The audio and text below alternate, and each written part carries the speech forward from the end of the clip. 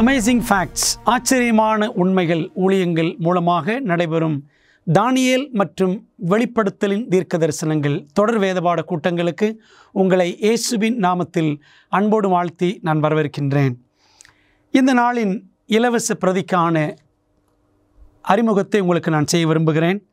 தூய்மையும் வல்லமையும் என்ற தலைப்பில் அழகான சிறிய வேதபாட நூல் உங்களுக்காக இலவசமாய் காத்திருக்கிறது. இதை பெற்று நீங்கள் இதில் உள்ள சத்தியங்களை கற்றுக்கொள்ள வேண்டும் என்றால் எங்களுடைய தொலைபேசி எண்ணுக்கு நீங்கள் அழைக்கும்படி உங்களை அன்போடு நான் கேட்டுக்கொள்கின்றேன். மேலும் அமேசிங் ஃபேக்ட்ஸ் வெப்சைட்டுக்குள்ளே சென்று நீங்கள் இந்த பிரதியை டவுன்லோட் பண்ணிக்கொள்ளும்படியும் உங்களை அன்போடு நான் கேட்டுக்கொள்கின்றேன்.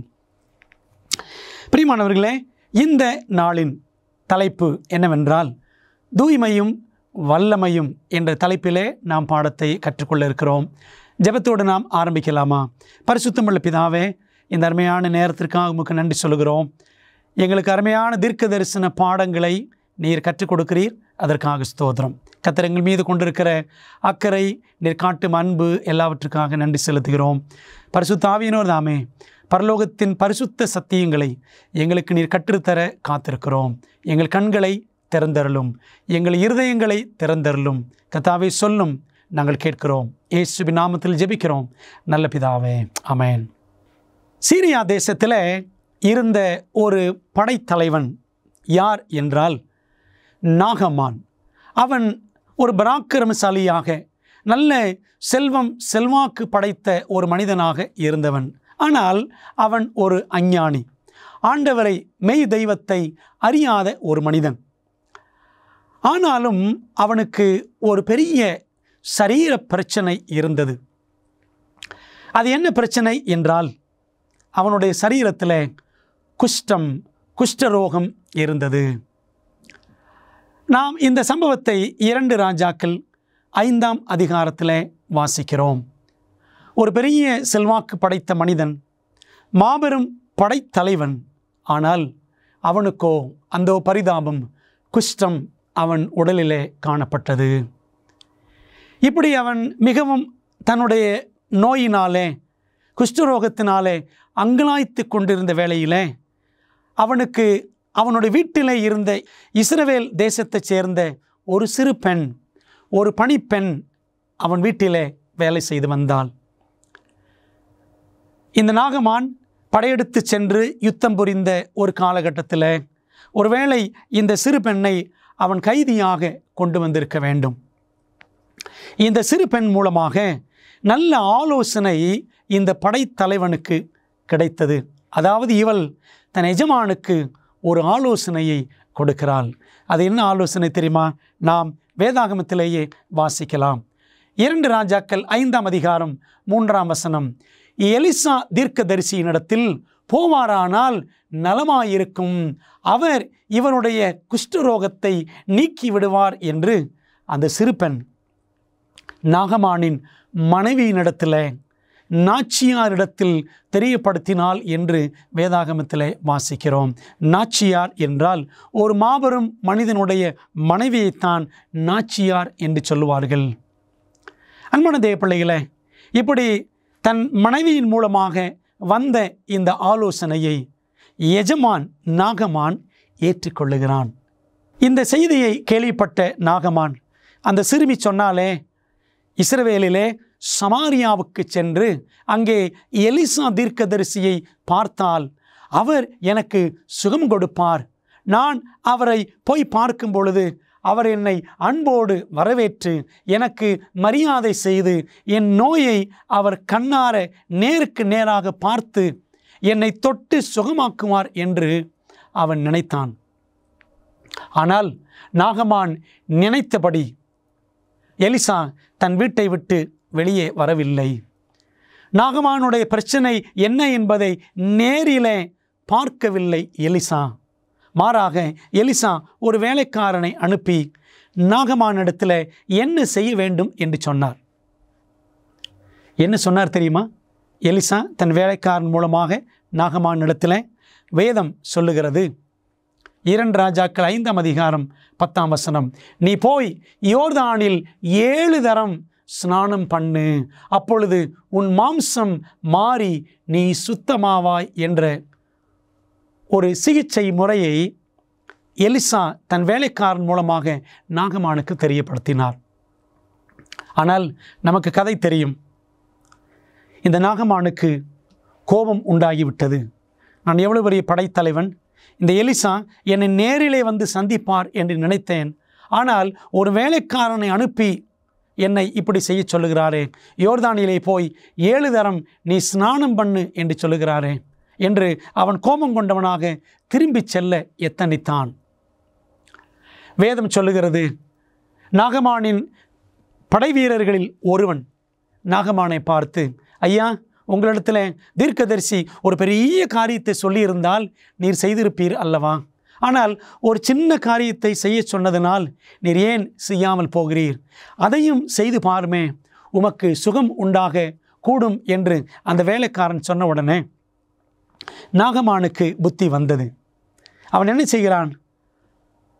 அப்படியா, நிச்சயமாக தீர்க்கதரிசி சொன்னதை நான் செய்தால் என்ன என்று அவன் ஏற்றுக்கொண்டு யோர்தான் நதியிலே அவன் ஒவ்வொரு முறையும், முதல் முறை, 2ஆம் முறை, 3ஆம் முறை என்று 6 தடவை வரை அவன் மூழ்கி பார்த்தான். சுகம் கிடைக்கவில்லை. 7ஆவது முறை எலிசா தீர்க்கதரிசி சொன்னது போலவே அவன் 7 முறையும் மூழ்கி எழுந்த பொழுது அவனுடைய சரீரம் ஒரு சிறு பிள்ளையின் மாம்சத்தை போல் மாறியது. ஒரு புதிய சரீரம் பெற்றவனாக அவன் யோர்தான் நதியை விட்டு வெளியே வந்தான். அவன் சுகம் பெற்றான் என்று வேதாகமம் சொல்லுகிறது. அன்பான தேவப்பிள்ளைகளே, வேதாகம காலங்களில் குஷ்டரோகம் என்பது ஒரு கொடுமையான வியாதி. அப்படி வியாதிப்பட்டவர்களை மக்கள் மத்தியிலிருந்து, சமுதாயத்திலிருந்து பிரித்துவிடக்கூடிய ஒரு கொடுமையான நோய். அன்பான தேவப்பிள்ளைகளே, குஷ்டரோகத்தை போலவே இன்றைக்கு உலகமெங்கிலும் ஒரு கொடிய வியாதி மக்களை பீடித்திருக்கிறது. அது என்னவென்றால் பாவம் என்ற ஒரு வியாதிதான். பாவம் என்ற குஷ்டரோகத்திலிருந்து நீங்களும் நானும் கழுவப்பட வேண்டும். இந்த பாவம் எல்லாரையும் பிடித்திருக்கிறது. நம்ம எல்லாருமே பாவத்தினால் பாதிக்கப்பட்டிருக்கிறோம். பிரியமான தேவப்பிள்ளைகளே, நாம் எப்படி விடுதலை பெற முடியும்? நாம் எப்படி கழுவப்பட முடியும் என்று நம் மனதிலே கேள்வி எழுகிறது அல்லவா? யோர்தானிலே நாகமான் போய் 7 தரம் மூழ்கினான். அதே போல வேதாகமத்திலே புதிய ஏற்பாட்டுக்கு வந்தால் யோர்தானிலே ஒரு ஊழியக்காரர் அநேகருக்கு ஊழியம் செய்து கொண்டிருந்தார். நாம் தொடர்ந்து படிக்கலாமா? நம்முடைய வழக்கமான வேதபாட முறையை நாம் பின்பற்றி கேள்வி பதில் முறையிலே சத்தியங்களை படிக்கப் போகிறோம்.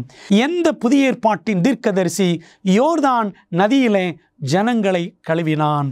பழைய ஏற்பாட்டிலே எலிசா என்ன சொன்னார்? நாகமான் இடத்துல, நீ யோர்தான் நதியிலே போய் 7 தரம் ஸ்நானம் பண்ணு என்று சொன்னார். அதே போல புதிய ஏற்பாட்டிலே யோர்தான் நதியிலேயே இருந்து ஒரு தீர்க்கதரிசி ஊழியம் செய்தார். அவர் யார் தெரியுமா? மத்தேயு 3ஆம் அதிகாரம் 1ஆம் வசனம் சொல்லுகிறது, அந்நாட்களில் யோவான் ஸ்நானன் யூதேயாவின் வனாந்தரத்தில் வந்து என்று நாம் வாசிக்கிறோம். வந்து என்ன செய்தார்? அவர் வந்திருந்த பொழுது, அப்பொழுது எருசலேம் நகரத்தாரும் யூதேயா தேசத்தார் அனைவரும் யோர்தானுக்கு அடுத்த சுற்றுப்புறத்தார் யாவரும் அவனிடத்திற்கு, யோவான் ஸ்நானனிடத்திற்கு போய் தங்கள் பாவங்களை அறிக்கையிட்டு யோர்தான் நதியில் அவனால் ஞான ஸ்நானம் பெற்றார்கள் என்று மத்தேயு 3ஆம் அதிகாரம் 5 மற்றும் 6ஆம் வசனங்களிலே வாசிக்கிறோம். நாகமான் தன்னுடைய குஷ்டரோகம் கழுவப்படுவதற்கு, அவன் சுகமாவதற்கு 7 தரம் ஸ்நானம் பண்ணினான். அதே போல ஜனங்களுடைய பாவங்கள் கழுவப்படுவதற்காக யோவான் ஸ்நானன் அவனிடத்தில் வந்த எல்லாருக்கும் ஞான ஸ்நானம் கொடுத்தான் என்று நாம் வாசிக்கின்றோம். வேதத்தில் உள்ள எந்த மகிமையான சடங்கு பாவ குஷ்டத்தை கழுவி சுத்தம் செய்வதை அடையாளப்படுத்துகிறது?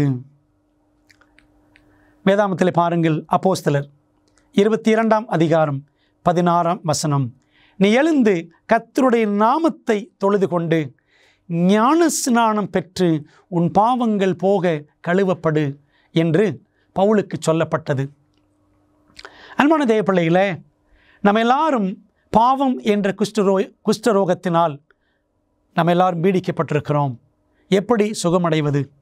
பாவங்களிலிருந்து நாம் எப்படி கழுவப்படுவது? அதற்கான முறை, அந்த மகிமையான சடங்கிற்கான பெயர் என்னவென்றால் ஞானஸ்நானம். பாருங்கள், அந்த வசனம் சொல்லுகிறது, ஞானஸ்நானம் பெற்று உன் பாவங்கள் போக கழுவப்படு.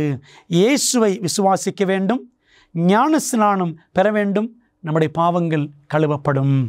வேதத்தின்படி எத்தனை வகை ஞானஸ்நானங்கள் ஏற்றுக்கொள்ளக்கூடியவைகளாக இருக்கின்றன? அன்பானவர்களே, பொதுவாக ஏறக்குறைய 15 வகையான ஞானஸ்நானங்கள் கிறிஸ்தவ வட்டாரத்தில் பின்பற்றப்படுகின்றன. என்னென்ன செய்வார்கள் என்றால், தண்ணீரை ஊற்றுவார்கள், ஊற்றுதல் ஞானஸ்நானம். தண்ணீரை தெளிப்பார்கள், தெளிப்பு ஞானஸ்நானம்.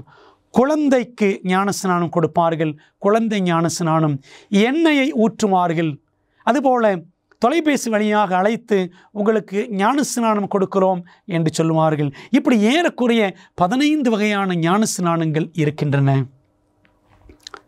ஆனால் வேதம் அங்கீகரிக்கக்கூடிய ஞானஸ்நானம் எது என்பதை நாம் பார்க்க வேண்டும் அல்லவா? வசனம் சொல்லுகிறது, எபேசியர் 4ஆம் அதிகாரம் 5ஆம் வசனத்தில், ஒரே கர்த்தரும் ஒரே விசுவாசமும் ஒரே ஞானஸ்நானமும், ஒன் பேப்டிசம் என்றுதான் வேதம் நமக்கு தெளிவாக சுட்டி காட்டுகிறது.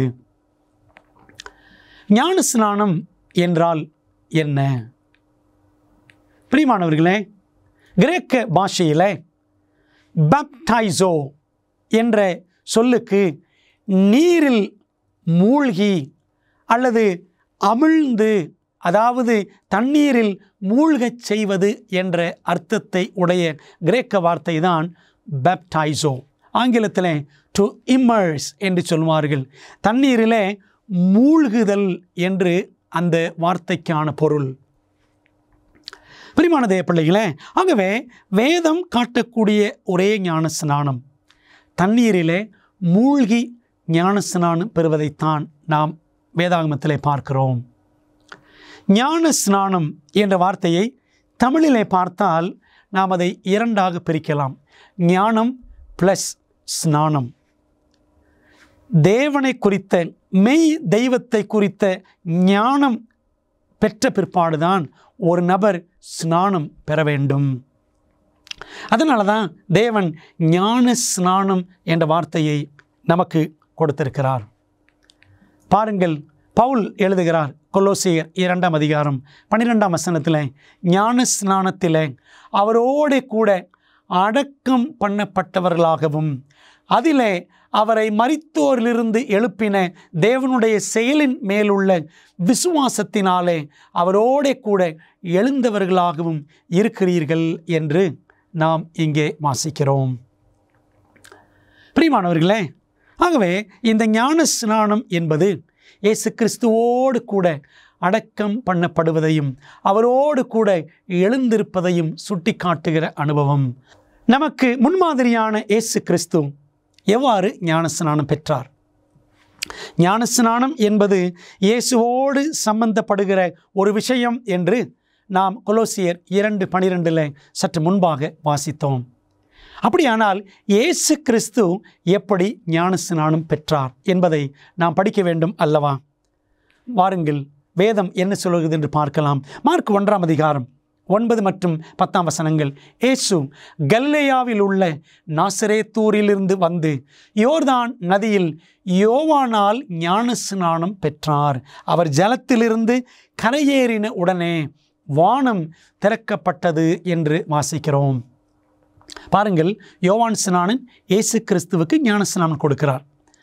அப்படி ஞானஸ்நானம் பெற்றவர் எங்கே ஞானஸ்நானம் பெற்றார் என்றால் வசனம் சொல்லுகிறது, அவர் ஜலத்திலிருந்து கரையேறினார். அதாவது தண்ணீருக்குள்ளே இருந்து அவர் வெளியே வந்திருக்கிறார். என்ன அர்த்தம்? ஆண்டவர் இயேசு கிறிஸ்து தண்ணீரிலே மூழ்கி ஞானஸ்நானம் எடுத்திருக்க வேண்டும். அதனால தான் அவர் ஜலத்திலிருந்து கரையேறினார் என்று வாசிக்கிறோம். நீங்கள் யோவான் சுவிசேஷத்தில் நீங்கள் படித்து பாருங்கள். 3ஆம் அதிகாரத்தை வாசித்து பார்த்தால் 1ஆம் அதிகாரம் 3ஆம் அதிகாரம் ஆகிய இடங்களிலெல்லாம் யோவான் ஸ்நானன் ஞான ஸ்நானம் கொடுத்தான். யோர்தான் நதி கரையில் ஐனோன் என்ற இடத்துல சாலீம் என்ற ஒரு பகுதியில் அவன் ஞான ஸ்நானம் கொடுத்து கொண்டிருந்தான். ஆண்டவர் இயேசு கிறிஸ்துவும் அந்த யோர்தான் நதியில்தான் ஞான ஸ்நானம் பெற்றார் என்று, மூழ்கி ஞான ஸ்நானம் பெற்றார் என்பதை நமக்கு வேத வசனங்கள் தெளிவாக விளங்க காட்டுகின்றன. வேதாகமத்தில் இன்னொரு உதாரணத்தை பாருங்கள். பிலிப்பு என்ற ஒரு டீக்கன், சபை உதவிக்காரர், அப்போஸ்தலர் 6ஆம் அதிகாரத்தில் அவரை குறித்து வாசிக்கிறோம்.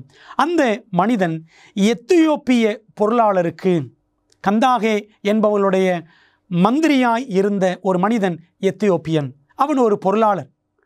அவருக்கு எப்படி பிலிப்பு ஞானஸ்நானம் கொடுத்தார் வாசிக்கலாமா? வேதம் என்ன சொல்லுகிறது? அப்போஸ்தலர் 8:38 அப்பொழுது பிலிப்பும் மந்திரியும் ஆகிய இருவரும் தண்ணீரில் இறங்கினார்கள். ஒரு ரதத்தில் பிரயாணம் பண்ணி வந்து கொண்டிருக்கிறார் அந்த எத்தியோப்பிய பொருளாளர். ஆவியானவர் பிலிப்புவினிடத்தில் சொன்னார், நீ போய் அந்த மனுஷனுடைய ரதத்துடனே சேர்ந்து கொள் என்றார். ஆகவே ஆவியானவர் சொல் கேட்ட பிலிப்பு வேகமாய் ஓடிப்போய் அந்த ரதத்தோடு சேர்ந்து கொண்டு, ஏசாயா 53ஆம் அதிகாரத்தின் அடிப்படையில், அதை ஏற்கனவே வாசித்து கொண்டிருந்தார் அந்த எத்தியோப்பிய பொருளாளர், அதன் அடிப்படையில் இயேசுவை எடுத்து சுவிசேஷமாக பிலிப்பு அந்த மனிதனிடத்தில் கூறின உடனே இயேசுவை ஏற்றுக்கொண்ட அந்த மனிதன் ஞானஸ்நானம் பெற வேண்டும் என்று அவன் ஆவல் கொண்டான். வசனம் சொல்லுகிறது பாருங்கள், இருவரும் தண்ணீரில் இறங்கினார்கள். பிலிப்பு அவனுக்கு ஞானஸ்நானம் கொடுத்தான். அந்த எத்தியோப்பிய மனிதன், அந்த ஆப்பிரிக்க மனிதனுக்கு முழுக்க ஞானஸ்நானத்தை பிலிப்பு கொடுத்தார் என்று வேதாகமத்தில் வாசிக்கிறோம். 8ஆம் அதிகாரம் 39ஆம் வசனம் சொல்லுகிறது, அப்போஸ்தலர் நடபடிகள், அவர்கள் தண்ணீரில் இருந்து கரை ஏறின பொழுது கர்த்தருடைய ஆவியானவர் பிலிப்பை கொண்டு போய்விட்டார். தண்ணீரில் இருந்து கரை ஏறினார்கள். அப்போ என்ன அர்த்தம்? தண்ணீருக்குள்ளே இறங்கி அவர்கள் ஞானஸ்நானத்திற்கு ஆயத்தப்பட்டிருக்க வேண்டும். பிலிப்பு தண்ணீரிலே மூழ்க வைத்து அந்த மனிதனுக்கு ஞானஸ்நானம் கொடுத்திருக்க வேண்டும். ஆக பிரியமானவர்களே, அந்த எத்தியோப்பிய பொருளாளர் முழுக்க ஞானஸ்நானத்தை வேதாகமத்தில் பெற்றிருக்கிறார் என்பதை நாம் பார்க்கின்றோம். ஞானஸ்நானத்தால் வேறு என்னென்ன சத்தியங்கள் நமக்கு அடையாளப்படுத்தப்படுகின்றன? ரோமர் 6ஆம் அதிகாரத்தை ஞானஸ்நானம் என்றதுமே நாம் படித்தாக வேண்டும். அந்த 6ஆம் அதிகாரத்தில் முதல் 4 வசனங்களை படித்து பாருங்கள். அதில் 4ஆம் வசனத்தை மட்டும் நாம் வாசிக்கலாம். மேலும் பிதாவின் மகிமையினாலே கிறிஸ்து மரித்தோரிலிருந்து எழுப்பப்பட்டது போல நாமும் புதிதான ஜீவன் உள்ளவர்களாய் நடந்து கொள்ளும்படிக்கு அவனுடைய மரணத்திற்குள்ளாக்கும் ஞானஸ்நானத்தினாலே கிறிஸ்து உடனே கூட அடக்கம் பண்ணப்பட்டோம். தொடர்ந்து வசனம் சொல்லுகிறது, ஆதலால் அவருடைய மரணத்தின் சாயலில் நாம் இணைக்கப்பட்டவர்களானால் அவர் உயிர்த்தெழுதலின் சாயலிலும் இணைக்கப்பட்டிருப்போம் என்று ரோமர் 6ஆம் அதிகாரம் 4 மற்றும் 5ஆம் வசனங்கள் நமக்கு உணர்த்துகின்றன. இந்த ஞானஸ்நானத்தில் நாம் பார்க்கிறோம், ஆண்டவர் இயேசு கிறிஸ்துவினுடைய மரணம், புதைக்கப்படுதல், உயிர்த்தெழுதல் ஆகிய 3 காரியங்கள் அடங்கி இருக்கிறதை நாம் பார்க்கிறோம். ஞானஸ்நானம் பெறும்பொழுது தண்ணீரிலே ஒரு நபர் அப்படியே மல்லாக்க அவர் மூழ்கடிக்கப்படுகிறார். மூழ்கப்படக்கூடிய அந்த மனிதன், ஞானஸ்நானம் பெறக்கூடிய மனிதரை தண்ணீரிலே முழுக வைத்து பிற்பாடு அவரை தண்ணீரை விட்டு எழுப்புகிறோம். அன்பானவர்களே, ஆகவே அந்த தண்ணீரிலே மூழ்கச் செய்யக்கூடிய காரியமானது மரணத்தை சுட்டி காட்டுகிறது. ஆண்டவர் இயேசு கிறிஸ்து எனக்காக மரித்தார். ஆகவே நானும் என்னுடைய பாவங்களுக்காக மரிக்கிறேன் என்ற அடையாளம்தான் தண்ணீரிலே முழுகுதல். அப்படி முழுகும் பொழுது அந்த நபர் தண்ணீரிலே முற்றிலுமாய் அவர் புதைக்கப்படுகிறார் சில வினாடிகளுக்கு. அப்படி தண்ணீரிலே புதைக்கப்படும் பொழுது என்ன அர்த்தம் அப்படின்னா, என்னுடைய பழைய வாழ்க்கையை, பாவ வாழ்க்கையை நான் புதைக்கின்றேன், என்னுடைய பாவ வாழ்க்கைக்கு நான் மரிக்கின்றேன். ஆண்டவர் இயேசு கிறிஸ்து நம்முடைய பாவங்களுக்காக மரித்தார் அல்லவா? அப்படி தண்ணீரிலே தண்ணீரிலே மூழ்கிய பிற்பாடு அந்த நபரை தண்ணீரை விட்டு வெளியே எழுப்ப வேண்டும்.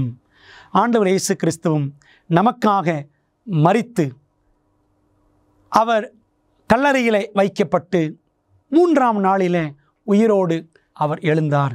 அதே போல நாமும் பழைய வாழ்க்கைக்கென்று மரித்து புதிதான ஜீவனுள்ளவர்களாய் நாம் நடக்கும்படி மறுபடியும் ஆவிக்குரிய ஜீவன் பெற்று நம் ஆண்டவருக்காக வாழும்படி எழுந்திருக்கிறோம் என்பதைத்தான் ஞானஸ்நானம் நமக்கு சுட்டி காட்டுகிறது.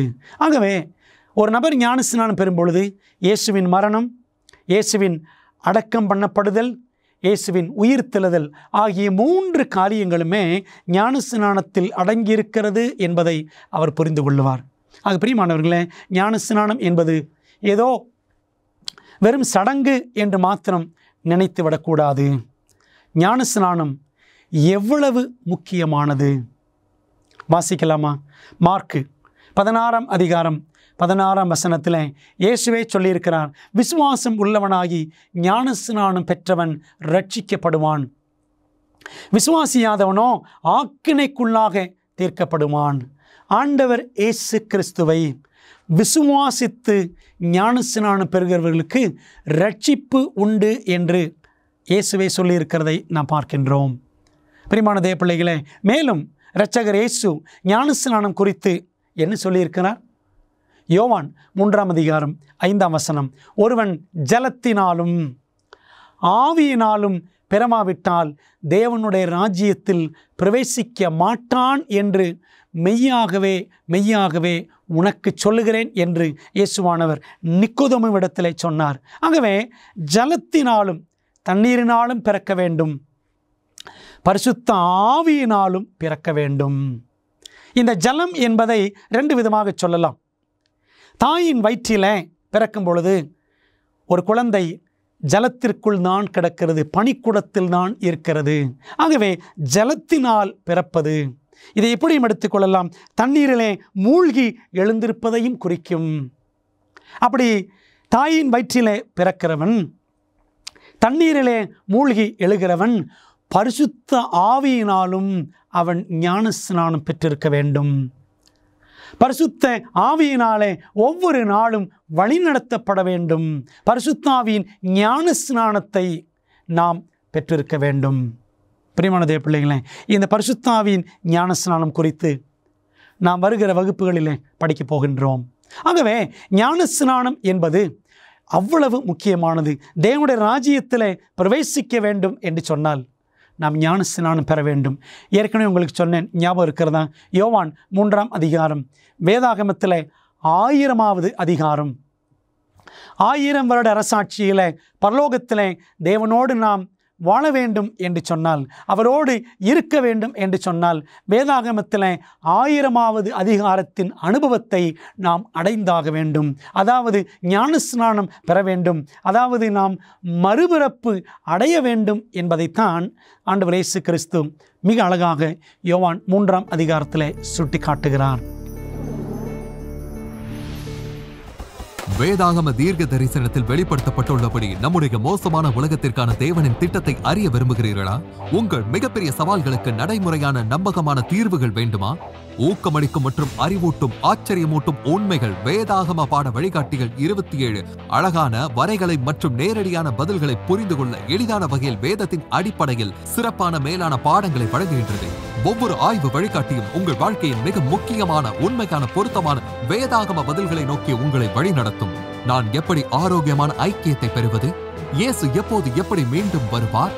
மேலும் இப்படி பல கேள்விகளுக்கு உங்கள் எதிர்காலத்தை வாய்ப்பாக விட்டுவிடாதீர்கள். ஆச்சரியமூட்டும் உண்மைகள் வேதாகம பாட வழிகாட்டிகளிடமிருந்து உங்கள் வாழ்க்கையை சத்தியத்துடன் மாற்றுங்கள்.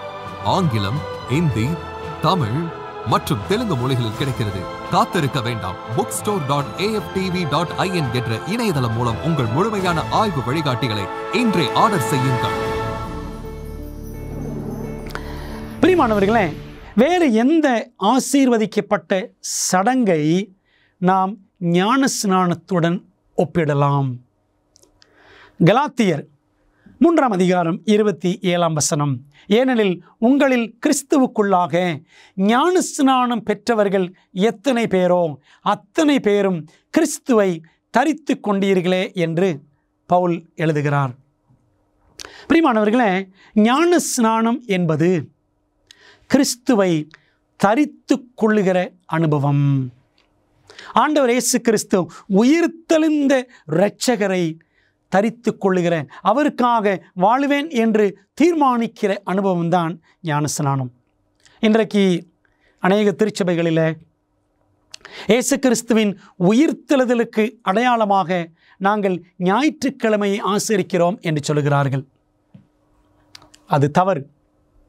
ஆண்டவர் இயேசு கிறிஸ்துவின் உயிர்த்தெழுதலை எது குறிக்கிறது என்று சொன்னால், நாம் ஞானஸ்நானம் பெறுகிறோமே, பாவங்களுக்காக மரித்து நீதிக்கென்று பிழைக்கத்தக்கதாக நாம் ஞானஸ்நானம் பெறுகிறோமே, அதுதான் உயிர்த்தெழுதலின் அனுபவத்திற்கு அடையாளமாக இருக்கிறது. பழைய பாவ வாழ்க்கையை தண்ணீரிலே புதைத்துவிட்டு ஒரு புதிய வாழ்க்கைக்காக உயிர்த்தெழும் அனுபவம்தான் ஞானஸ்நானம். ஆகவே உயிர்த்தெழுதல் நினைவாக ஞாயிறு ஆசரிப்பு என்பது சரியில்லை. உயிர்த்தெழுதலின் நினைவாக ஞானமுழுக்கு பெற்று இயேசுவை போல் வாழ்வது, அதுதான் மிகவும் சரியானது. அன்பான தேவப்பிள்ளைகளே, நாம் இப்படி புரிந்து கொண்டவர்களாக ஞானஸ்நானம் பெற்றோமா? வேதாகமம் சொல்லக்கூடிய முழுக்கு ஞானஸ்நானத்தை நாம் பெற்றிருக்கிறோமா? யோசித்து பாருங்கள். பரமேறுவதற்கு முன் இயேசு தமது ஜனங்களுக்கு கொடுத்த கட்டளை என்ன? பாருங்கள், வேதாகமத்தில் வாசிக்கிறோம். மத்தேயு 28:19 ஆகையால் நீங்கள் புறப்பட்டு போய் சகல ஜாதிகளையும் சீஷராக்கி பிதா குமாரன் பரிசுத்த ஆவியின் நாமத்திலே அவர்களுக்கு ஞானஸ்நானம் கொடுத்து என்று ஆண்டவர் சொன்னார். ஆண்டவர் இயேசு கிறிஸ்து பரலோகம் செல்வதற்கு முன்பாக அவர் கொடுத்த மாபெரும் ஊழிய கட்டளை என்னவென்றால், புறப்பட்டு போங்கள், எல்லாருக்கும் சத்தியங்களை சொல்லுங்கள், பிதா குமாரன் பரிசுத்த ஆவியின் நாமத்தினாலே ஞானஸ்நானம் கொடுங்கள். என்ன ஞானஸ்நானம்? முழுக்கு ஞானஸ்நானம். தண்ணீரிலே மூழ்கி முழுவதுமாய் தண்ணீருக்குள்ளே மூழ்கடிக்கப்பட்டு எடுக்கிற ஞானஸ்நானம். இந்த ஒரே ஒரு ஞானஸ்நானம் தான் வேதாகமம் அங்கீகரிக்கிற, பரலோகம் ஆமோதிக்கிற ஞானஸ்நானம். மற்ற எந்த ஞானஸ்நானமும் பைபிள் படி சரி என்று சொல்ல முடியாது. இந்த ஒரே ஒரு ஞானஸ்நானம், முழுக்கு ஞானஸ்நானத்தை மட்டும்தான் பரிசுத்த வேதாகமம் அங்கீகரிக்கிறது. ஞானஸ்நானத்தின் போலியான கருத்துக்கள் அனைத்தும் எங்கிருந்து தோன்றின? ஞானஸ்நானம் என்று எடுத்துக்கொண்டாலே இன்றைக்கி நிறைய போலியான ஞானஸ்நான வகைகள் இருக்கின்றன. பாருங்கள், ஆண்டவர் சொல்லுகிறார் மார்க்கு 7 அதிகாரம் 8 நீங்கள் தேவனுடைய கட்டளையை தள்ளிவிட்டு மனுஷனுடைய பாரம்பரியத்தை கை கொண்டு வருகிறவர்களாய் என்று இயேசு சொன்னார். ஆண்டோடைய கட்டளை அப்புறப்படுத்தப்பட்டு மனிதர்களுடைய பாரம்பரியங்கள் எல்லாம் சபைக்குள்ளே ஏறக்குறைய கிபி 3ஆம் நூற்றாண்டிலிருந்தே நுழைய ஆரம்பித்து விட்டன. கான்ஸ்டன்டைன் என்ற ரோம சக்கரவர்த்தியின் காலத்தில் எத்தனையோ விதமான அஞ்ஞான பழக்க வழக்கங்கள் சபைக்குள்ளே புகுந்து விட்டன. சரித்திரம் சொல்லுகிறது, கிபி 1311 ராவண்ணா ஆலோசனை சங்கத்தில் கூடி வந்த சபையின் பிதாக்கள் எல்லாரும் ஒன்று கூடி என்ன தீர்மானம் செய்தார்கள்? தெளிப்பு ஞானஸ்நானம், போரிங் டைப் ஆஃப் பேப்டிசம், ஊற்றுதல் ஞானஸ்நானம், ஸ்ப்ரிங்கிளிங் டைப் ஆஃப் பேப்டிசம், தண்ணீரை தெளிப்பது, தண்ணீரை ஊற்றுவது, இப்படியெல்லாம் செய்து உங்களுக்கு ஞானஸ்நானம் கொடுக்கிறோம் என்று சொல்லக்கூடிய பழக்க வழக்கத்தை அந்த 14ஆம் நூற்றாண்டிலிருந்து சபைக்குள்ளே புகுத்தி விட்டார்கள். ஆனால் பிரியமானவர்களே, அதிகாரப்பூர்வமான ஞானஸ்நானம், ஒரு கிறிஸ்தவனுக்கு அதிகாரப்பூர்வமான போதனை எங்கிருந்து வருகிறது என்றால் பைபிளில் இருந்து தான் வருகிறது. பரிசுத்த ஆவியானவர் தான் கற்றுக் கொடுக்க வேண்டும். எந்த ஒரு ஆலோசனை சங்கத்திலோ எந்த ஒரு கமிட்டியிலோ சத்தியங்கள் தீர்மானிக்கப்படுவதில்லை. கமிட்டியிலே அல்லது ஆலோசனை சங்கங்களிலே பாரம்பரியங்களை கொண்டு வரலாம். ஆனால் பிரியமானவர்களே, பாரம்பரியங்கள் நம்மை ரட்சிக்காது. பாரம்பரியங்கள் என்பது மனிதனால் ஏற்படுத்தப்பட்டது. அப்படித்தான் இந்த தண்ணீர் ஊற்றுதல் ஞானஸ்நானம், தண்ணீர் வைத்து தெளிக்கும் ஞானஸ்நானம், இன்னும் குழந்தை ஞானஸ்நானம் போன்ற வேதத்தில் சொல்லப்படாத எல்லாவித போலியான ஞானஸ்நானங்களும் சபைக்குள்ளே புகுந்தன. பிரியமான தேவ பிள்ளைகளே, தேவனுடைய சத்தியத்திற்கு மேலாக மனிதனுடைய போதனைகளை வைப்பதை குறித்து வேதாகமம் என்ன கூறுகிறது பாருங்கள். மத்தேயு 15ஆம் அதிகாரம் 9ஆம் வசனத்திலே வாசிக்கிறோம். மனுஷருடைய கற்பனைகளை உபதேசங்களாக போதித்து வீணாய் எனக்கு ஆராதனை செய்கிறார்கள் என்று ஏசாயா தீர்க்கதரிசி நன்றாய் சொல்லியிருக்கிறான் என்று இயேசு சொன்னார். மத்தேயு 15:9. ட்ரெடிஷன் ஆர் ட்ரூத், பாரம்பரியமா சத்தியமா, எது முக்கியம் என்பதை நாம் தான் ஜெபத்தோடு தீர்மானிக்க வேண்டும். கலாத்தியர் 1:8 வாசிக்கிறோம். நாங்கள் உங்களுக்கு பிரசங்கித்த சுவிசேஷத்தை அல்லாமல் நாங்களாவது வானத்திலிருந்து வருகிற ஒரு தூதனாவது வேறொரு சுவிசேஷத்தை உங்களுக்கு பிரசங்கித்தால் அவன் சபிக்கப்பட்டவனாய் இருக்க கடவன். அன்பான தேவ பிள்ளைகளே, அடியேனும் உங்களுக்கு இந்த சத்தியங்களை வேதத்தின் அடிப்படையில் கற்றுக் கொடுத்து வருகின்றேன். கர்த்தருக்கு மகிமை உண்டாவதாக. ஆனால் வேதத்திற்கு புறம்பாக போதிப்பேன் என்று சொன்னால் நானே சபிக்கப்பட்டவனாய் இருப்பேன் என்பதிலே சந்தேகம் இல்லை. அன்பான தேவ பிள்ளைகளே, அதைத்தான் பவுலும் சொல்லுகிறார். ஆண்டவருடைய வசனத்தின்படிதான் போதிக்க வேண்டும். இந்த வசனம் அல்லாமல் வேறு வகையாக மனுஷர் பாரம்பரியங்களை, மனுஷருடைய கட்டளைகளை போதிக்கிறவன் சபிக்கப்பட்டவனாய் இருப்பான். பிரியமான தேவ பிள்ளைகளே, கொஞ்சம் யோசித்து பாருங்கள். இன்றைக்கி நாம் கிறிஸ்தவர்கள் என்று சொல்லிக்கொண்டு கடைபிடிக்கக்கூடிய எல்லாவித பழக்க வழக்கங்களும், திருச்சபையில் இருக்கிற எல்லாவித முறைமைகளும், பலவிதமான சடங்காச்சாரங்கள் எல்லாம் வேதத்தின் அடிப்படையில் தான் நாம் கடைபிடிக்கின்றோமா? அதில் மிக குறிப்பாக இந்த ஞானஸ்நானம் வேதத்தின் அடிப்படையில் தான் நாம் எடுக்கிறோமா, கொடுக்கிறோமா என்று யோசித்து பார்க்க வேண்டும். முழுக்க ஞானஸ்நானத்திற்கு பதிலாக பரிசுத்த ஆவியானவரால் பெறப்படும் ஞானஸ்நானம் கொடுக்கப்பட்டதா? இன்றைக்கி நிறைய திருச்சபைகளில் தண்ணீர் ஞானஸ்நானத்தை காட்டிலும் நான் பரிசுத்த ஆவியினால் ஞானஸ்நானம் பெற்றுவிட்டேன் என்று சொல்லுகிறார்கள். ஆகவே பரிசுத்த ஆவியின் ஞானஸ்நானம் பெற்றுவிட்டால் தண்ணீர் ஞானஸ்நானம் அவசியம் இல்லையா? யோவான் ஸ்நானன் சொல்லும் பொழுது கூட, நான் உங்களுக்கு ஜலத்தினால் ஞானஸ்நானம் கொடுக்கிறேன், எனக்கு பின் ஒருவர் வருகிறார், அவர் உங்களுக்கு பரிசுத்த ஆவியினாலும் அக்கினியினாலும் ஞானஸ்நானம் கொடுப்பார் என்று யோவான் ஸ்நானன் சொன்னார். பிரியமானவர்களே, தண்ணீர் ஞானஸ்நானம் முதன்மைப்படுத்தப்பட்டிருக்கிறதை நாம் யோவானின் அனுபவத்திலிருந்தே பார்க்கிறோம். வேதம் என்ன சொல்லுகிறது பாருங்கள். பேதுரு அவர்களை நோக்கி, நீங்கள் மனம் திரும்பி ஒவ்வொருவரும் பாவ மன்னிப்புக்கென்று இயேசு கிறிஸ்துவின் நாமத்தினாலே ஞானஸ்நானம் பெற்றுக்கொள்ளுங்கள். அப்போஸ்தலர் 2:38. அப்பொழுது பரிசுத்த ஆவியின் வரத்தை பெறுவீர்கள். முதலாவது தண்ணீர் ஞானஸ்நானம், அடுத்து பரிசுத்த ஆவியின் ஞானஸ்நானம் என்ற ஒரு அழகான வரிசையை பேதுரு சொல்லுகிறதை நாம் அப்போஸ்தலர் 2ஆம் அதிகாரத்தில் வாசிக்கிறோம். அன்பானவர்களே, வேதத்தின்படி ஞானஸ்நானம் எடுப்பதற்கு ஒரு நபர் என்ன செய்ய வேண்டும் என்ற ஒரு கேள்வியை உங்களுக்கு முன்பாக வைத்தால் என்ன செய்ய வேண்டும் என்று பதில்களை நாம் ஆராய்ந்து அறிய வேண்டும் அல்லவா? பார்க்கலாம். மத்தேயு 28:19-20 இயேசு சொன்னார், நீங்கள் புறப்பட்டு போய் எல்லாரையும் சீஷராக்கி, சகல ஜாதிகளும் சீஷராக்கி, நான் உங்களுக்கு உபதேசித்த யாவையும் சகல உபதேசங்களையும் அவர்களுக்கு கற்றுக் கொடுங்கள் என்று இயேசு சொன்னார். ஆக முதலாவது இயேசுவின் போதனைகளை புரிந்து கொள்ள வேண்டும். அடுத்தபடியாக மார்க்கு 16:16 வாசிக்கிறோம், இயேசுவின் எல்லா போதனைகளையும் விசுவாசிக்க வேண்டும், விசுவாசம் உள்ளவனாகி ஞானஸ்நானம் பெற்றவன் ரட்சிக்கப்படுவான். ஆண்டவர் இயேசு கிறிஸ்துவினுடைய போதனைகள் எல்லாம் கற்றுக்கொள்ள வேண்டும். கற்றுக்கொள்வதோடு நின்று விடாமல் அதை விசுவாசிக்க வேண்டும். மூன்றாவது, அப்போஸ்தலர் 2:38 வாசிக்கிறோம். இப்பொழுது வாசித்தோம் அல்லவா, நீங்கள் எல்லாரும் மனம் திரும்ப வேண்டும், பழைய பாவங்களை விட்டு மனம் திரும்ப வேண்டும், தேவனை விட்டு என்னை பிரிக்கக்கூடிய எந்த பாவத்தையும் எல்லா பாவத்தையும் விட்டு விலக வேண்டும். மனம் பாவத்தின் மேல் இருக்கிறது என்று சொன்னால் அந்த பாவத்திலிருந்து விலகிவிட வேண்டும். அதுதான் மனம் திரும்புதல்.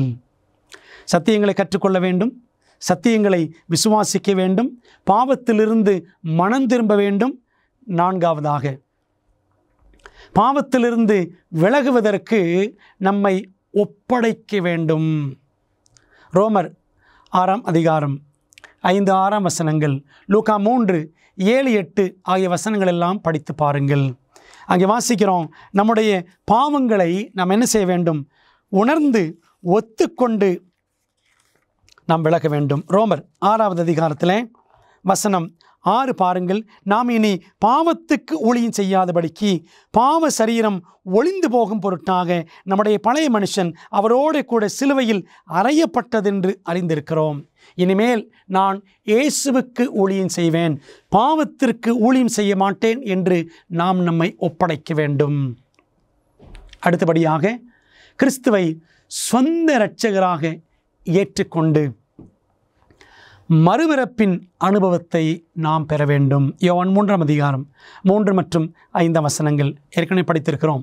நாம் ஜலத்தினாலும் ஆவியினாலும் ஞானஸ்நானம் பெற வேண்டும் என்று பார்த்தோம் அல்லவா?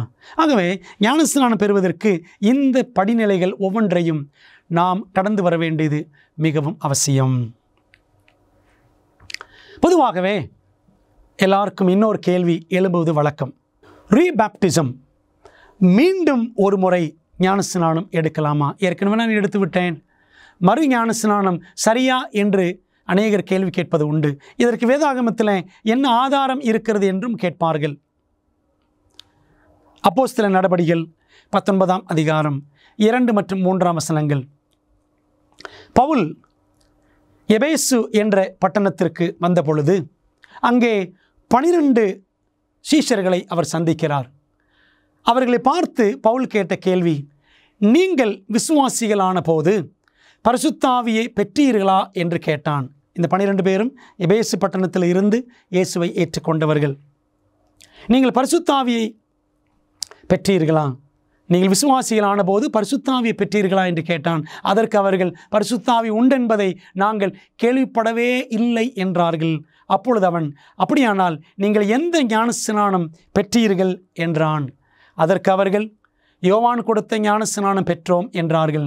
அப்பொழுது பவுல், யோவான் தனக்கு பின் வருகிறவராகிய கிறிஸ்து இயேசுவில் விசுவாசிகளாய் இருக்க வேண்டும் என்று ஜனங்களுக்கு சொல்லி மனம் திரும்புதலுக்கேற்ற ஞானஸ்நானத்தை கொடுத்தானே என்றான். அதை கேட்டபோது அவர்கள் கர்த்தராகிய இயேசுவின் நாமத்தினாலே ஞானஸ்நானம் பெற்றார்கள் என்று வாசிக்கிறோம். மனம் திரும்புதலுக்கேற்ற ஞானஸ்நானத்தை யோவான் ஸ்நானினிடத்திலே பெற்றிருந்த அவர்கள் பரிசுத்த ஆவியை குறித்து அவர்கள் கேள்விப்படவில்லை, பரிசுத்த ஆவியை குறித்து அவர்கள் படிக்கவில்லை. அது அவர்களுக்கு புதியது ஒரு சத்தியமாக இருந்தது. அன்பான தேவ பிள்ளைகளே, ஒருவேளை எதற்காக மறுஞான ஸ்நானம் எடுக்கலாம் என்றால், முதலாவது காரியம், நான் கிறிஸ்தவனாக இருந்து என்னுடைய கிறிஸ்தவ ஆவிக்குரிய அனுபவத்திலிருந்து நான் தடம் புரண்டு போய் பாவத்திற்குள்ளே உலகத்திற்குள்ளே விழுந்து வழிதப்பி போனேன், மீண்டும் ஆண்டவரிடத்திலே வர விரும்புகிறேன் என்று வாஞ்சிக்கிறவர்கள் மறுஞான ஸ்நானம் பெறலாம். மட்டுமல்ல, நான் படித்திருக்கிற புதிய சத்தியம், இந்த சத்தியம் எனக்கு தெரியவில்லையே, நான் இதை கடைபிடிக்காதவனாக இதுவரைக்கும் வாழ்ந்து வந்திருக்கிறேன், இந்த சத்தியம் இப்பொழுதுதான் எனக்கு தெரிந்திருக்கிறது, நான் இதற்கு ஏற்ப கீழ்ப்படிந்து நான் நடப்பேன் உதாரணமாக 10 கட்டளைகள். 10 கட்டளைகளை பற்றி எனக்கு தெரியாது. ஓய்வு நாள் 7ஆம் நாளாகிய சனிக்கிழமை எனக்கு தெரியாது. இந்த சத்தியங்களை நான் கடைபிடிக்க வேண்டும் என்று நீங்கள் ஒப்பு கொடுப்பீர்கள் என்று சொன்னால் மறு ஞான ஸ்நானம் எடுப்பது தவறில்லை. பாருங்கள், பவுல் குறித்து நாம் வாசித்தோம்.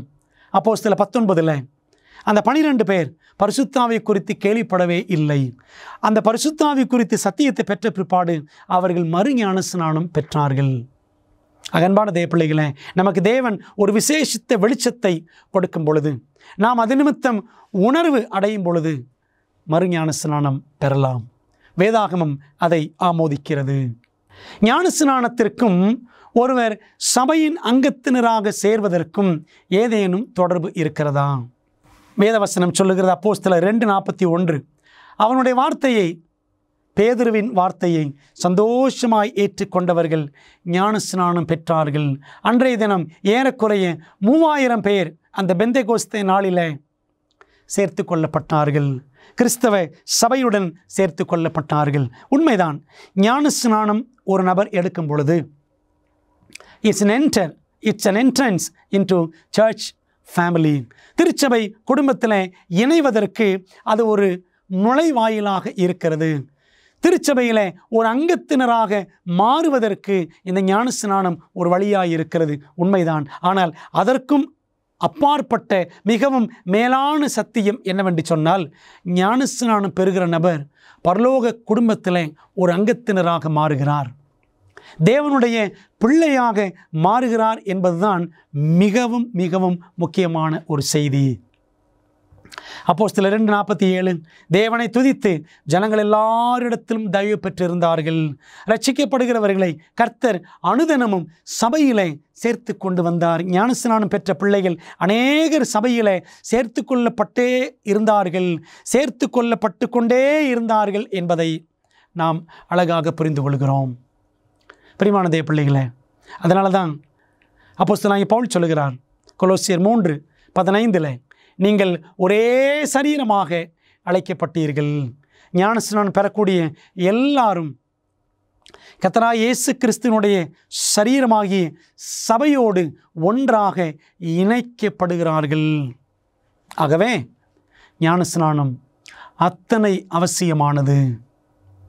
பிரியமானவர்களே, பல நேரங்களில் யோசித்து பாருங்கள், இந்த சத்தியங்கள் எல்லாம் படிக்காமலேயே ஆண்டவருடைய வேதத்தின் ஞானத்தை பெறாமலேயே ஏதோ பெயருக்காக, ஏதோ கணக்குக்காக, கல்யாணத்திற்காக, மேலும் பற்பல காரணங்களுக்காக, படிப்புக்காக, வேலைக்காக, சலுகைகளுக்காக ஞானஸ்நானம் எடுப்பது இன்றைய நாட்களில் ஒரு வழக்கமாக ஒரு சிலருக்கு காணப்படுகிறது. ஆனால் பிரியமானவர்களே, அப்படியெல்லாம் இல்லாதபடிக்கு சத்தியத்தை தெளிவாக கற்று, முறையாக கற்று, நமது ஜீவியத்தை ஆண்டவருக்கென்று ஒப்பு கொடுத்து எடுக்கக்கூடிய ஞானஸ்நானம்தான் அர்த்தமுள்ள ஞானஸ்நானமாக இருக்கும். ஆண்டவருக்கு மகிமை சேர்க்கிற ஞானஸ்நானமாக இருக்கும். நம்முடைய இருதயத்திற்கு ஆறுதல் அளிக்கக்கூடிய, நம்முடைய ஆவிக்குரிய வாழ்க்கைக்கு ஆரோக்கியம் அளிக்கக்கூடிய ஒரு ஞானஸ்நானமாக இருக்கும்.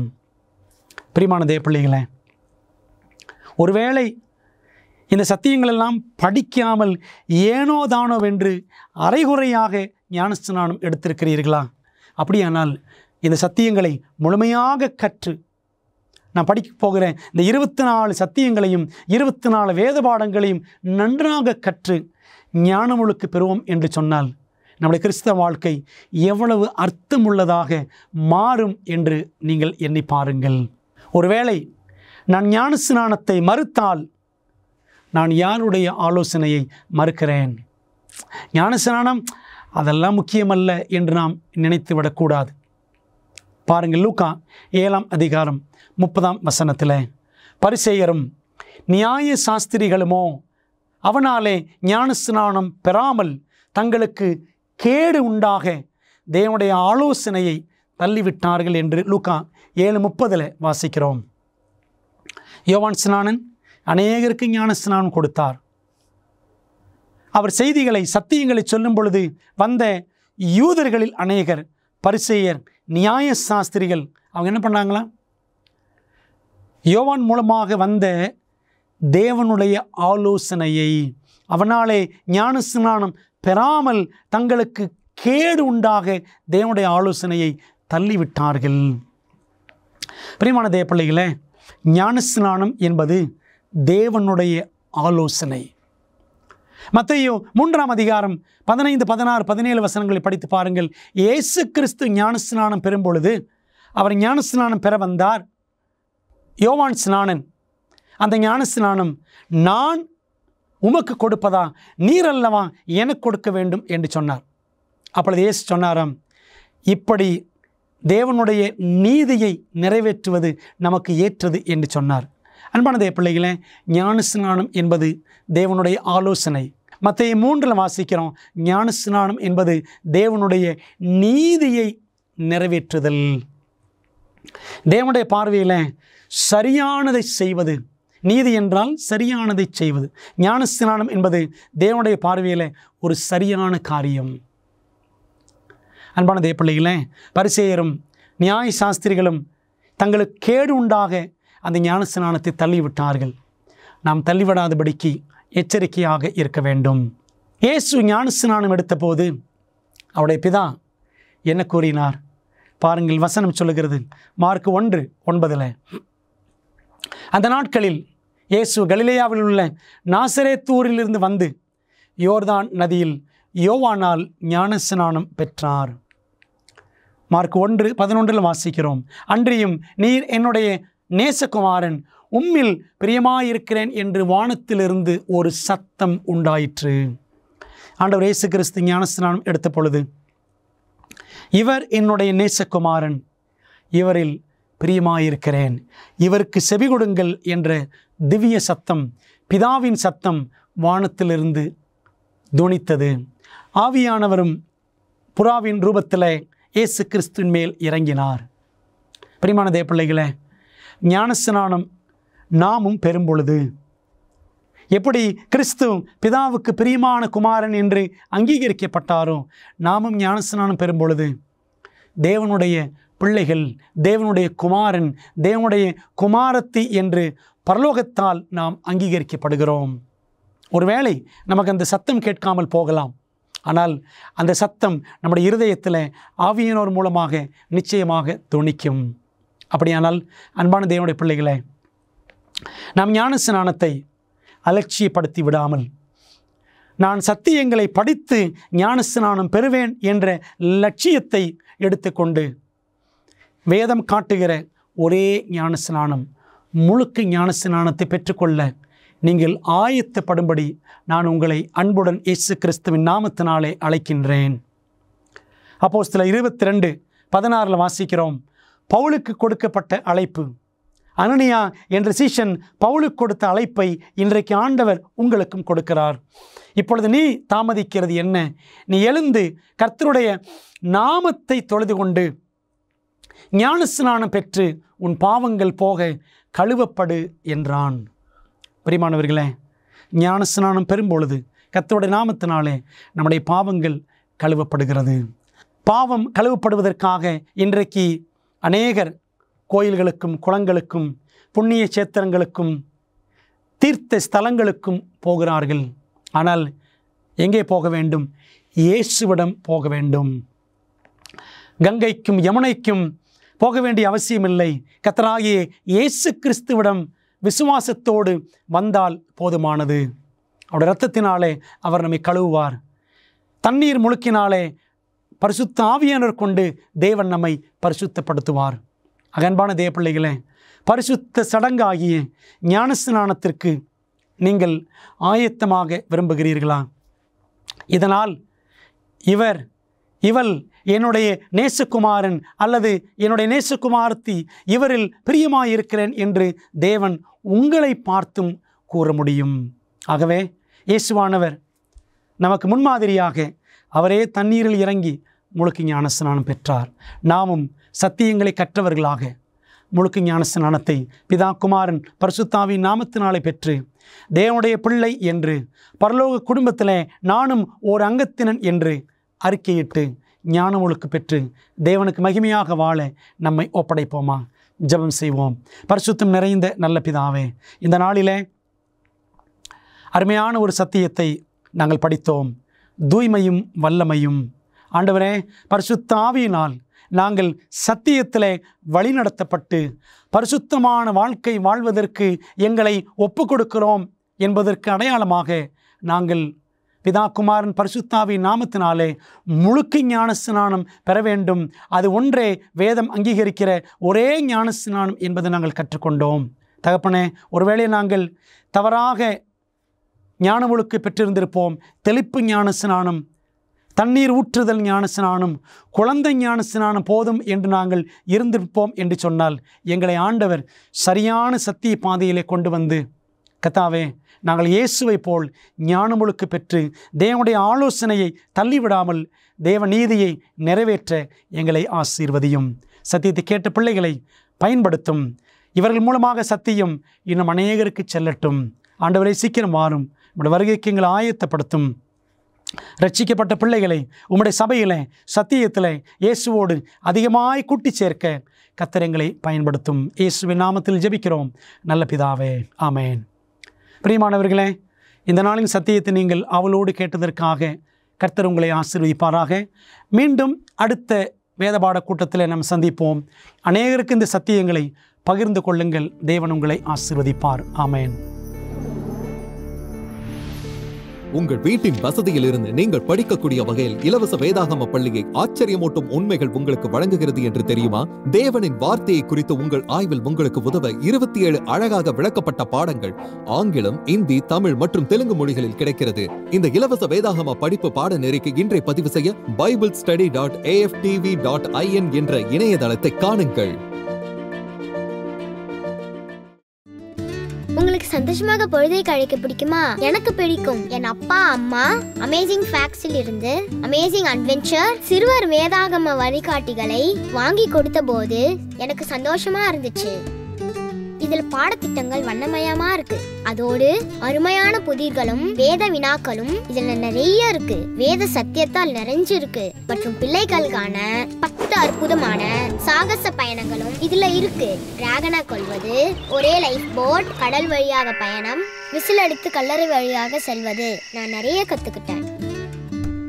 இது இங்கிலீஷ்ல மட்டுமே கிடைக்கும். ஆனால் நம் மொழியை கற்றுக்கொண்டு வருகிறோம் இல்லையா?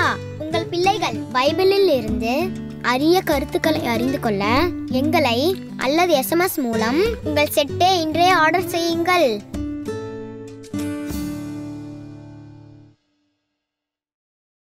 வேதபாட ஆராய்ச்சியில் போதுமான ஆச்சரியமான உண்மைகளை ஆய்வு செய்ய விருப்பமா? சத்தியம் நிறைந்த இந்த நிகழ்ச்சியை நீங்கள் சந்தோஷமாக காண அடுத்த வாரம் வரை காத்திருக்க வேண்டியதில்லை. இதன் அற்புதமான உண்மைகளை AFTV.org ஊடக நூலகத்தில் காணலாம். AFTV.org-இல் நீங்கள் காணொளி மற்றும் கேளலை விளக்க காட்சிகள் அனைத்தையும் அதனுடன் அச்சிடப்பட்ட உள்ளடக்கத்தையும் இலவசமாக பெறலாம். வாரத்தில் 7 நாட்களும் 24 மணி நேரமும் உங்கள் கணினி அல்லது மொபைல் சாதனத்தில் இருந்து பெற முடியும். AFTV.org-ஐ பார்வையிடுங்கள். அமேசிங் ஃபேக்ட்ஸ் என் வாழ்க்கையில் ஒரு நல்ல தாக்கத்தை ஏற்படுத்தி. அமேசிங் ஃபேக்ட்ஸ் உண்மையிலேயே என் வாழ்க்கையில் ஒரு பெரிய செயலாக்கம் தான் இன்று என்னை இங்கே நிற்க வச்சிருக்கு. நான் குற்றப்படுத்தப்படலை, ஆனால் அதை குறித்து சந்தோஷம். வேதாகமத்தை படிக்க ஆரம்பித்தேன். நான் செவன்த் அட்வென்டிஸ்ட் சபையில் ஒரு அங்கமாக ஞானஸ்நானம் கொடுத்த ஜீவனை குறித்து இன்னும் அநேக காரியங்கள் இருக்க வேண்டும். கொடுக்கப்பட்ட செய்தி மிகவும் வல்லமை வாய்ந்ததாக இருந்தது. அமேசிங் ஃபேக்ட்ஸ் 55 வருடங்களுக்கு மேலாக தேவனுடைய நற்செய்தி உலகமெங்கும் அறிவித்து வருகிறது. அப்புறமா அமேசிங் ஃபேக்ட்ஸ்க்கு இடையில லோகோ வரும். இதற்கு முன்பாக நிறைய பேர் பேசுறதை நான் கேள்விப்பட்டிருக்கிறேன். ஆனால் இவர் பேசுகிறத முதன்முறையாக நான் கேட்டேன். இவர் ஏதோ ஒன்றை குறித்து சொல்லும்போது நான் உடனே வேதத்தை எடுத்து அதை கண்டுபிடிக்கணும்னு ஆசைப்பட்டேன். ஏன்னா நான் இதுக்கு முன்பாக அதை பற்றி நான் கேள்வியே பட்டதில்லை. எனவே நான் வேத பாடங்களை படிக்க துவங்கினேன். நான் உட்பட இங்கு இருக்கும் ஒவ்வொரு நபரும் மாற்றம் பெற துவங்கினோம். கடவுளே, எனக்கு ஏன் இப்படி நடந்தது என்பது என் வாழ்க்கையில் ஒரு கேள்வியாக இருந்தது. தேவன் என்னத்தை பேசினாரு. நான் உண்மையாகவே அவர்தான் என் தகப்பன் என்பதை கண்டேன். நான் என் வாழ்க்கையில் எல்லாத்தையும் இழந்தேன். இப்போதான் ஆண்டவர் என் வாழ்க்கையில் இல்லைங்கிறதே நான் உணர்ந்தேன். நான் ஒரு தீர்க்க தரிசன பாட வகுப்புக்கு சென்றேன். அது என்னை சுக்குநூறாக உடைத்தது. இச்செய்தி மிகவும் வல்லமை வாய்ந்ததும் மறுக்க முடியாத உண்மையுமாக இருந்தது. இது மிகவும் ஆச்சரியமாக உள்ளது. இந்த வேத பாடங்களை படித்ததால் உங்கள் மனதிலே கேள்விகள் இருக்கின்றனவா? அப்படியானால் உங்கள் கேள்விகளை திரையில் தெரியும் எண்ணை பயன்படுத்தி எங்களுக்கு தெரியப்படுத்துங்கள். இல்லை என்றால் உங்கள் கேள்விகளை info@aftv.in என்ற முகவரிக்கு மின்னஞ்சல் செய்யுங்கள். வேதாகமத்தை தொடர்ந்து கற்றுக்கொள்ளும் பொழுது கர்த்தர் உங்களை ஆசீர்வதிப்பாராக. 50 வருடங்களுக்கும் மேலாக அமேசிங் ஃபேக்ட் ஊழியங்கள் நற்செய்தியை உலகம் முழுவதும் பகிர்ந்து கொண்டிருக்கிறது. இயேசுவின் சித்தத்தின்படி அனைத்து மக்களுக்கும் நித்திய சுவிசேஷத்தை அறிவித்துக் கொண்டிருக்கிறது. உங்கள் ஜெபத்திற்கும் ஆதரவிற்கும் நன்றி.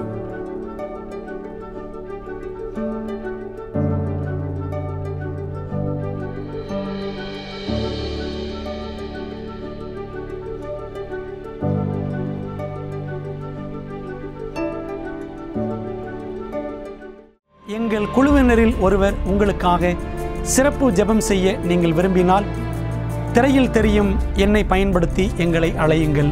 அல்லது உங்கள் ஜெப குறிப்பை prayer@aftv.in என்ற முகவரிக்கு மின்னஞ்சல் செய்யுங்கள். பெரோயா பட்டணத்து சபை விசுவாசிகள் தாங்கள் சத்தியங்களை கேட்ட பிற்பாடு தங்கள் இல்லத்திற்கு சென்று காரியங்கள் இப்படி இருக்கிறதா என்று வேதத்தோடு ஒப்பிட்டு மீண்டும் படித்தார்கள். அதுபோலவே நீங்களும் செய்ய வேண்டும் என்று நாங்கள் விரும்புகிறோம். இந்த தீர்க்க தரிசன தொடர் கூட்டங்களில் ஒவ்வொரு நாளும் உங்களுக்கு அந்தந்த நாளுக்குரிய செய்தி சம்பந்தமான இலவச பிரதி அறிமுகப்படுத்தப்படுகிறது. ஆகவே அந்த இலவச பிரதியை நீங்கள் திரையில் தெரியும் தொலைபேசி எண்ணை பயன்படுத்தி எங்களோடு தொடர்பு கொண்டு பெற்றுக்கொள்ளலாம். அல்லது எங்களுடைய வெப்சைட்டுக்குள்ளே சென்று நீங்கள் அதை பதிவிறக்கம் செய்து கொள்ளலாம். நீங்கள் அந்த புத்தகங்களை பெற்றுக்கொண்டு படித்து வேதத்தில் உள்ளபடியே கற்றுக்கொள்ளுங்கள். நீங்கள் படித்த பிற்பாடு உங்கள் நண்பருக்கும் அதை பகிர்ந்து கொள்ளுங்கள்.